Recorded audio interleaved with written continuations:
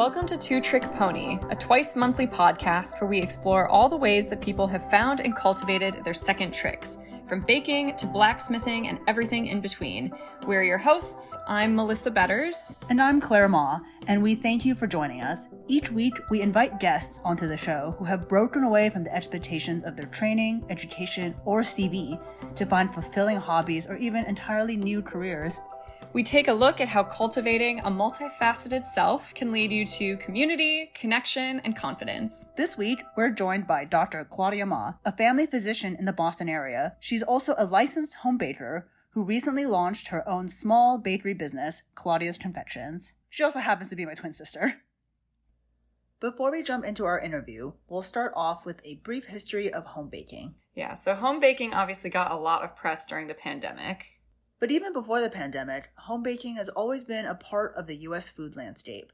Out of curiosity, I did a little background research on the history of baking.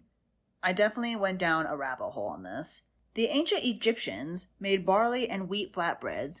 Roman bakers baked hundreds of loaves for the city using large ovens, and bakers in the Middle Ages added spices, fruits, and nuts. And they developed sourdough and rye. Bread making became easier with the invention of the windmill in the 12th century, which ground grains into flour. Steam-powered ovens made baking a commercial venture during the Industrial Revolution. In the U.S., European settlers from France, England, and the Netherlands had a strong influence on American baking. Apple pies, custards, tarts, flans, cookies, and donuts all have their origins in these European baking traditions. 19th century immigration from Germany, Italy, and Scandinavia introduced strudels, pretzels, cannolis, waffles, and cinnamon rolls. The early 20th century was the golden age of American baking, with personalities like Betty Crocker and Julia Child. I found a 1955 household food consumption survey from the U.S. Department of Agriculture on home baking. It showed that 3 out of 4 American households at the time did some home baking in a week, and that while 94% of families bought bread, most other baked goods like cookies, cake, pies, and cornbread that were served at home were made at home too. Since then, non-European immigrants and globalization have broadened the types of foods and flavors available. For instance, milk bread, the type of bread from East Asia that is made either with Japanese yudane or with Chinese tangzhong, is super popular right now. Claudia's Confections specializes in Asian-inspired treats with flavors like matcha, red bean, and sesame. Food is pretty regulated, though, since there are things like allergies and foodborne illnesses to consider. Yeah, that's right. The first English food law was in 1202 when King John of England proclaimed the assize of bread. It prohibited bakers from adulterating bread with ingredients like ground peas or beans. Prepared foods made at home or outside of a commercial kitchen are called cottage foods. So this is in reference to the cottage industry, which in the US and Europe were mostly in textiles, shoemaking, machine parts, and clothing. These thrived before factories took over during the Industrial Revolution. Laws about cottage foods are relatively new. Before the 2010s, you could get in really big trouble from food regulators if you went from bringing homemade goods to your neighbors and to the office to packaging and selling them or taking online orders without a license. States first started really looking into making this easier for cottage food producers during the early 2010s, with an added push during the pandemic. Now, nearly every state has cottage food laws that let people get licensed outside of commercial food production.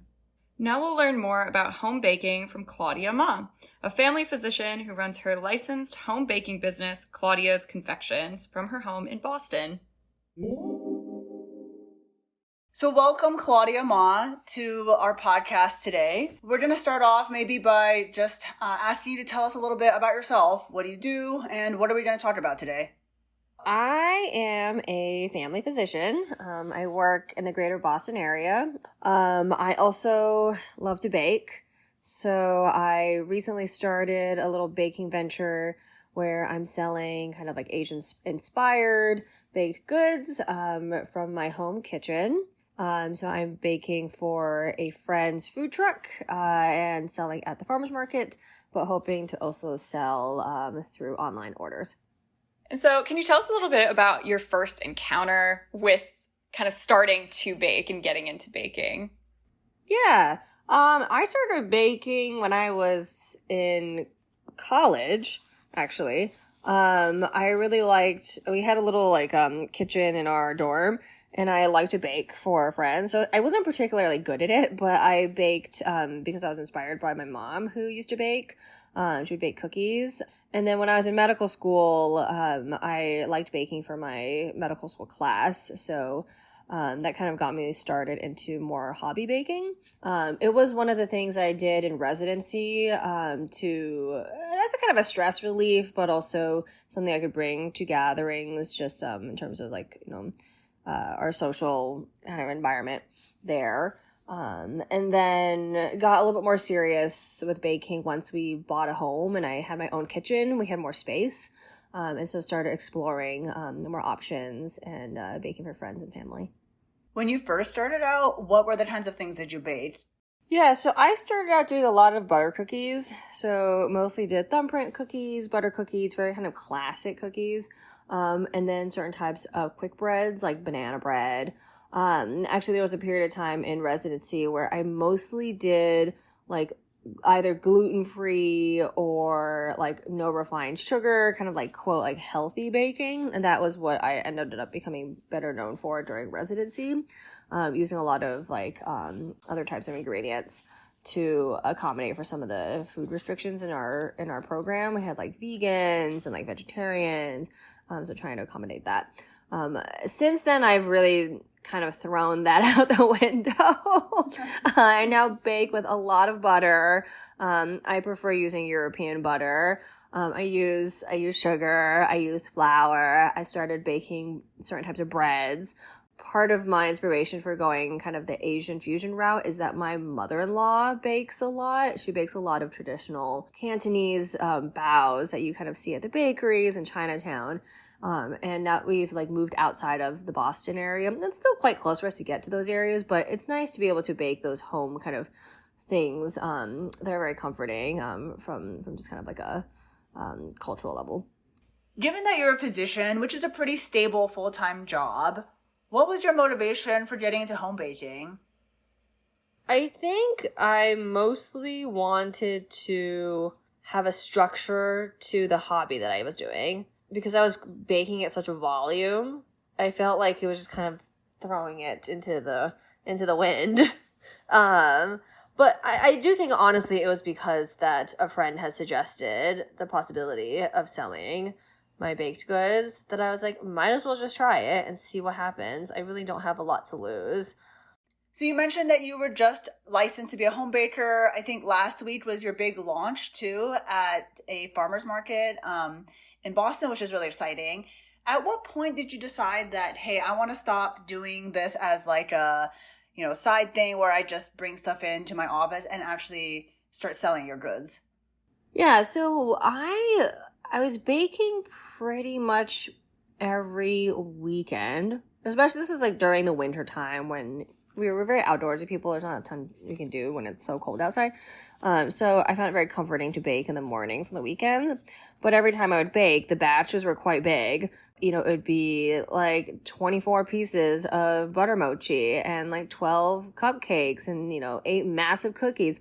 And there's just 2 of us in the house. I think we first started just kind of gifting it to people. I would bring it to work or gift it to neighbors, but I figured it would be nice to try to sell them, especially as we got some feedback from friends at these gatherings that they suggested that I could probably sell my goods. And so that was actually a friend who owns a food truck, who's the one that we have partnered with. He was actually the one who brought up the idea.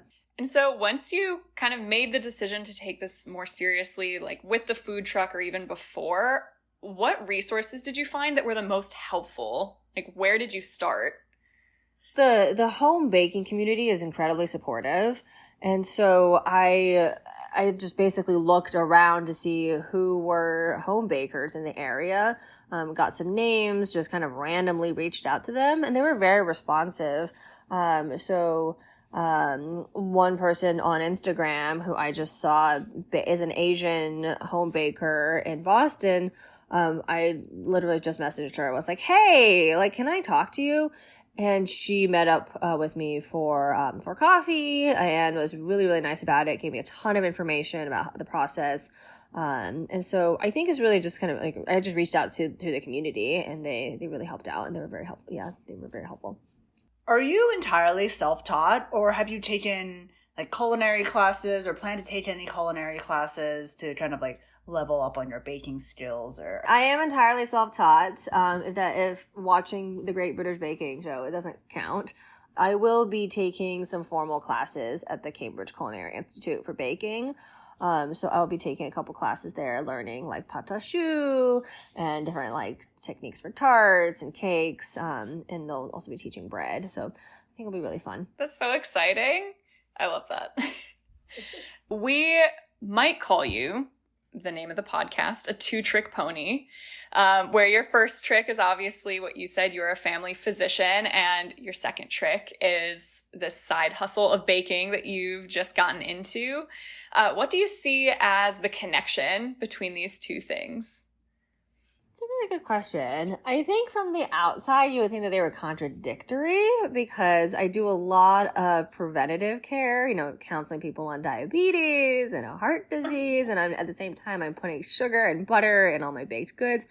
But I think it's really, I find that the baking has really brought people together. It's something that people really enjoy. It's brought like my work colleagues together. They really enjoy when anybody really in the office bakes. I think it's a show of care and love. That's also one way that I really have kind of shown how much I care about my families. I like to cook for them. I like to bake for them. And family medicine, I think in particular, is a very caring field. This is all I do is I care for patients. So in some ways it's like, a different way of showing my care, whether it's like fattening people up or it's counseling them about their health and giving them support. So for most people, when they think about their doctor, they know the doctor is seeing patients, right? Needs to have like a lot of expertise in medical conditions, needs to be able to diagnose, needs to be able to handle like blood and things like that. Went through a lot of training. Yeah. And then when you think of a baker, it's like, someone who knows how to deal with different kinds of ingredients and knows different combinations of flavors. They seem super different. What skills from being a doctor have carried into being a home baker? And vice versa. So when I started baking, I baked sort of the same way that I cooked. So in some ways it was like, is this a cup? Yeah, it looks like a cup. Let me just throw that in. And in baking, that doesn't totally work. In some ways, medicine is like this, where you do have to be fairly precise about certain things, follow directions. And so now I bake solely based on weight. So everything is measured, to the gram. Working as a doctor and baking needs some level of creativity and thinking outside the box.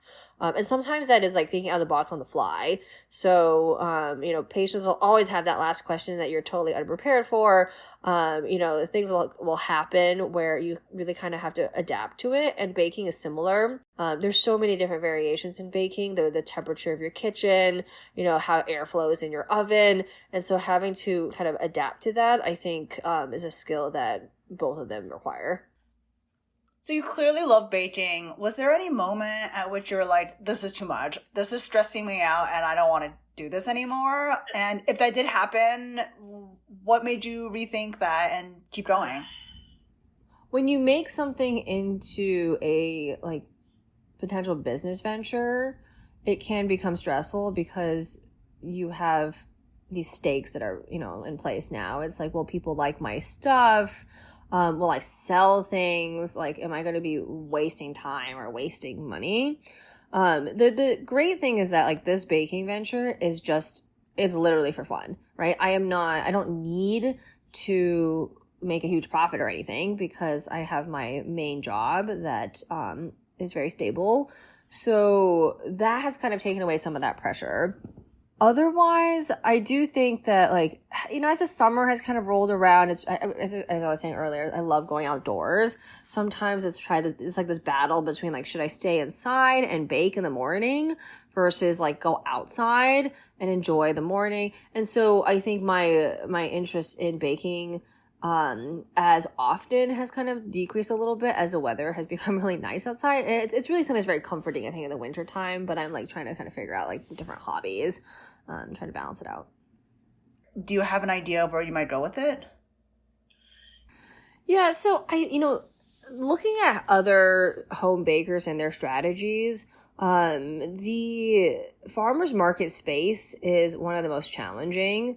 In a lot of different ways. You know, it's like trying to figure out the volume, the demand, the space that you need to rent if you were to have like your own, if you're like your own independent vendor. And it's very weather dependent. So, with our initial launch, it was incredibly hot outside. So, I think people were really lining up for like the lemonade stand, but they don't really want to go and eat like a fresh baked, like melty, gooey chocolate chip cookie. It's kind of, it's hard to necessarily predict that. So a lot of the bakers I've kind of looked at in terms of their like recommendations, finding people to order like weekly, for instance, has been typically more successful. So I kind of see myself going in that direction where I would be taking a small amount of like private orders each week, so that I know exactly how much to make. So it kind of reduces that waste, and also knowing exactly kind of what people are looking for. Personally, a gooey chocolate chip cookie knows no seasons to my heart. But I do have a question, jumping off of that. Are there any other sort of aspirations or goals that you have in mind as far as baking, whether that's something specific that you want to learn how to make, or anything like that? I think that's a really good question because there are a lot of things I want to make, but I am limited in what I can do, based on the cottage laws. So the cottage laws meaning the like residential kitchen laws, especially a lot of like Asian pastries or like desserts require like fresh ingredients, like fresh cream and fresh fruit, and like really light kind of sponge cakes, things like this. Unfortunately, those kinds of things, at least in my area, aren't technically allowed. If I were to operate through a home kitchen, just because of like the need for refrigeration and kind of risk associated with foodborne illness. I don't see myself like going in that direction, although I would still like to learn those things. Even if it means like getting together for a family holiday and being able to produce like an immaculate, like, tart that has like fresh fruit and things like this on it, right?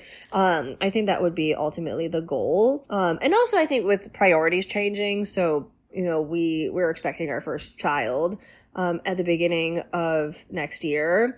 But also learning a little bit about how other cultures incorporate baking into their life. And something that's really interesting is in France, they do the like weekly like gâteau. So they do the weekly bake with their children and they start baking with like an easy like yogurt cake. And it's kind of part of the tradition. And I kind of see myself doing something like this where even if I don't necessarily have a business that like, is based off of this in the future, that it is still incorporated into my daily life, as part of even just like kind of parenting and teaching my own kid how to kind of bake. I love that. How have you surprised yourself with all of this baking adventure? It's surprising to me that that people actually want to buy my stuff. I think I'm not a very business-minded person. Like, I will admit that. My husband is much more along that route and was very helpful in kind of helping me guide which direction I should go. But I think I was particularly surprised at how supportive my friends were. Right? Like, my friend who is helping us with this venture is like not getting any profit from it. at all. Like, he's just helping me. And I was like very surprised at how willing he was to do that. And when I was talking to him, he said that, he's been in the food industry for many years. His family's been in the food industry for many years. And this kind of interest and like passion is really refreshing. And in some ways, that's why he wanted to help support that. Because you do the same thing over and over again for years, and you see somebody who, has this interest to kind of make something more. And so, in some ways, I think actually quite surprised by how supportive, that people were in helping me really push this forward. How has becoming a home baker changed how you think about yourself? I think I'm thinking about myself like over the last at least like 10 years. I spent most of my young adult life gearing towards becoming a physician. And so identifying myself as like a doctor, like first and foremost, has been very much part of me. But I've always had a little creative streak, whether or not that was art or like, mixing up all random sauces when I was a kid at Hot Pot. So I think having this actually become something more than just me baking once in a while for my work, has helped me actually figure out that I'm like definitely not defined by this one job that I have, this one career path that I have, that I can really do a lot of other things that are totally unrelated. And I actually see like a lot of people in healthcare, because they do often have that creative streak that doesn't get fulfilled in their job, that they will often pursue some other creative venture. So having that, kind of seeing that in other people is also quite inspiring. Why do you think it's important then for people to pursue these kind of secondary interests? I think it really keeps you true to yourself. I think it brings me back to like what I was like when I was a kid. I was I think creativity is really kind of inherent in kids. Like if they want to bake, or if they want to play an instrument, or if they want to dance or something like this. So I really think that those types of activities are really crucial in helping you kind of stay true to who you are. Like we get really bogged down by kind of sitting around the computer and doing work all the time, kind of just typing in numbers and things like this. And, especially in family practice, we spend a lot of time writing notes just for insurance purposes, right? Making sure, okay, yeah, sure, like this patient, like XYZ. So I think that can get kind of very mind numbing in a way. So incorporating some sort of creative venture, whether or not it's a professional thing or, even if it's just a hobby, is I think incredibly important as you kind of go through your kind of stages of life. Well, and even before you started contemplating selling your baked goods at a farmer's market, you clearly were baking at quite a high level already. What was the motivation in just getting into baking in general, even prior to monetizing it? I think it's a skill that is easily like shared. As in, like, what I mean by that is that it's a skill that you can build on, where you can like when you're good at it, you can make other people happy. And that's actually one of the reasons why I really like it, is because it produces a product that other people can really enjoy. I find that it's, even though it's in some ways solitary, I'm often baking by myself in the kitchen. It is a social thing, because I will share it with people, and people will, usually enjoy it. And that's one of the ways that you've gotten to know your neighbors too, right? I think it's something that people don't really expect. And these days I find that neighbors aren't super chatty with each other, and it's harder to like really get to know people around you. So in the middle, I think it was Christmas time, I think. I like went and knocked on their doors, and they looked very confused as to why I was standing out there in the cold, holding like a bag of treats. But it was like, happy holidays. Like I made these things. And with the springtime, I went and brought some cookies around. And so I think it's a really nice way to like show people that you like care, to like get to know them, but also like kind of like an offering, right? It's like, this is a thing I put a lot of thought and like, love into, that I just made for you. So. I think that's so lovely. It is. And I think that it really does speak to how, sure, something that you do at home that seems like a personal thing can actually really build a lot of community. And so another question is, because you are now selling at a farmer's market, you had to build up a name brand. And so how would you characterize that brand and what went into the building up of that brand? So, the name was suggested by a friend who is in the food industry. It's something that I think is easy to remember, but I think it's hard to find a style or brand that like really fits what you feel like is reflective of your work. So one of the things that I do is that my baking has like no artificial flavors or dyes or anything like this. We primarily use like pretty like high quality ingredients. If we can do organic, it will be organic. And so I wanted my brand to kind of reflect that kind of level of baking.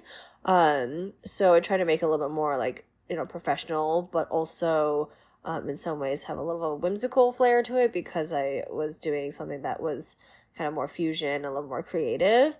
At the same time, because I'm working through a friend who owns a food truck and their brand is very different. So I think that has been a little bit of a challenge to try to figure out how to balance that, especially because they're the ones that are hosting me at the farmer's market, and a certain clientele is attracted to their food truck that might not necessarily overlap with the clientele for my baking. So trying to figure that out is currently the goal.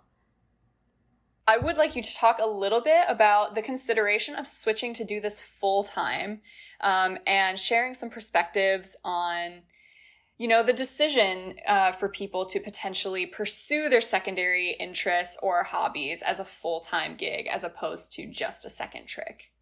Yeah, so for me, I definitely see it as a hobby / side gig where, it's my fun thing, but it is not my primary career. I really feel very fulfilled in my primary career and I enjoy it. I'm not at the point that I feel burnt out from it. And so, it's basically like a way the baking is a way for me to enrich my life, but not replace what I do that I already found very meaningful. Now, in terms of my conversations with other home bakers, I would say a lot of them have gone the route of full-time baking. And in some ways it's because from my conversations with them, they had said that their primary job was no longer fulfilling for them or was either boring or just kind of wasn't really their interest. I will say that a lot of those folks do have additional like support, from a spouse or other people to make that possible because it is a very challenging transition to make. The food industry is a very like fickle industry. And so that is something that I have not considered doing in the future, but I understand why some people do choose that way. And then I actually had another question that jumps off of what you just mentioned. Is there anybody in your life that's been particularly encouraging or important in your journey on this home baking adventure? That's a great question. I would say my husband, which is very surprising to me because he initially was telling me to stop baking so much because he would be eating all of it and it was not fitting in with his fitness goals. But actually, he has been incredibly supportive. He has gone to buy me ingredients. He has helped with calculating out profit and like the cost of things. The friends that we have in the food industry are actually through his side. So he was the one who kind of helped coordinate that. I did a lot of taste testing with friends kind of throughout the spring, and almost all of them were because he recruited them. So he would bring them to our place and kind of talk me up. And actually with our launch, he helped with some of the baking and also with preparing all the bags and the stickers and everything like this. So even though he has his whole own job and does everything else for the house, he has been an incredibly strong supporter. Yeah, and I think that just goes to show again just how cultivating these types of interests and creative pursuits can really bring people together. So we've talked a lot about baking, your baked goods. What are the things that you make? Yeah. So there's things that I really love making, but I can't technically sell. But those things include, like, I really like making pie. Part of it is I love the, like, difficulty of making pie crust. Right? It's precise, but also, like, not at the same time. You get a different product, like, every time, depending on the environment, which is a good challenge. I think that that's something that I really want to work on, to, like, learn how to make good crust. And that is actually a class. There's a class with the Cambridge Culinary Institute specifically dedicated towards crusts and pies, and so I'm very excited for that. Any particular type of pie that's your favorite? Oh yeah, blueberry pie. I love blueberry picking. It is an absolute tradition every summer. I like basically hound my friends and family to come blueberry picking with me. And that's something that I did as a kid growing up with my mom, was we went blueberry picking. And so I love making blueberry pie. I love blueberry and lemon as a combination. So blueberry lemon scones, blueberry lemon cake. And then I've done a little bit more of like a blend. I mean, I love making scones, but blueberry lemon's best. I love making milk bread. So that's something that I recently started learning how to do and exploring different flavor options. So the classic baos you get at like the bakery, but also exploring with different cheeses and like sauces like gochujang. And then I started making butter mochi, which is a Hawaiian dessert, but putting my own flair to it and like different flavors and fillings. And then cookies. I do a lot of cookies, butter cookies, shortbread cookies, the classic chocolate chip and the oatmeal raisin. But I do a lot of variety of that because I think that it's fairly flexible. Cookies are something that you could really you can't really mess up. I feel like you can have crunchy ones, chewy ones, gooey ones, but everybody seems to like cookies. Well, I'm very hungry now, having listened to all of that. And then, Claudia, is there anywhere that people can find you on social media or other platforms? Yeah, so most of my advertising and information is on my Instagram. The Instagram is Dr. Claudia's Confections. That's Dr. Claudia's Confections. That's where I post my my bakes and whenever I'm going to be at the farmer's market. And then hopefully in the future, if I'm able to do like private orders, that's where ordering will be through. It's going to be through my Instagram. We want to close out the interview with just a few quick rapid fire questions. So you have to answer these in first thing off the top of your head, right? So first one, cookies or scones? Scones. Name one tool that you use that you're unreasonably or emotionally attached to. My KitchenAid. What would be the ultimate gift to buy someone who's into baking? I think it depends on what you want to learn. Because I was looking at baking croissants. They have laminators. So you don't have to do it at home one at a time. It actually will do it for you. If there is one, what's the next hobby or skill that you might consider trying? Oh, I really want to be better at gardening. And finally, do you have any last words of wisdom for people who are interested in pursuing a creative hobby? I would say don't compare yourself to other people. I think once you get into it, you really do see there's going to be so many people out there that are doing things that look like they're so much better at it. And it's they never started out at that point, right? I see people making these cookies that are so beautiful and I'm like, oh my God, mine looks like a child's work next to it. But it's they started where I was at some point. It just takes a lot of practice. So Claudia, thank you so much for taking the time to chat with us today. I remember when you first made me scones back when I think it was when I started grad school, and they were really good. And then I had your scones recently and they were just mind blowing, the best scones I've ever had. And just seeing that improvement is just really inspiring. And the fact that you do that all at the same time that you're also a physician, we thought, who's an ultimate two-trick pony? Yeah, it's Claudia Ma. So we wanted you to come onto the show and talk to us today. Absolutely. Listeners, thank you so much for tuning in this week. We will be back for our next episode in 2 weeks. If you want to get in touch with us, or if you know a two-trick pony who would be a great fit for the show, please let us know by email at twotrickponypodcast@gmail.com. You can also follow us on Instagram at twotrickponypodcast. Those are both with the number 2. And if you liked this podcast, please rate us and subscribe so you never miss an episode. Thank you so much for listening, and we'll see you next time.